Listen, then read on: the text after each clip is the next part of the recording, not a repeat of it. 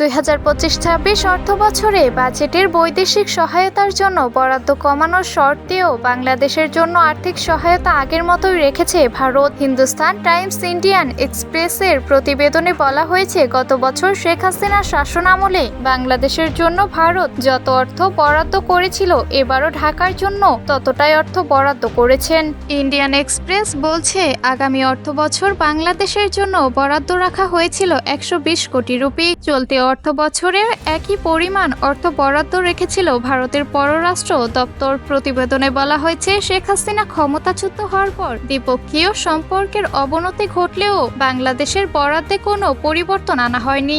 ১ ফেব্রুয়ারি ভারতের কেন্দ্রীয় অর্থমন্ত্রী নির্মলা সীতারামন সংসদে জাতীয় বাজেট পেশ করেন। দেশটির অর্থবছর শুরু হয় ১ এপ্রিল থেকে। ভারতের পররাষ্ট্র মন্ত্রণালয়ের মাধ্যমে বিদেশি সহায়তা খাতে অর্থ বরাদ্দ দিয়ে থাকে নয়াদিল্লি। নতুন অর্থবছরে পররাষ্ট্র মন্ত্রণালয়ের জন্য মোট বরাদ্দ রাখা হয়েছিল ২০,৫১৬ কোটি রুপি। ইন্ডিয়ান এক্সপ্রেস লিখেছে, ২০২৩-২৪ অর্থ বছরে বাংলাদেশের জন্য বরাদ্দের পরিমাণ আরও বেশি রেখেছিল ভারত। সেবার ঢাকার জন্য তাদের বরাদ্দ ছিল ১৩৭ কোটি রুপি।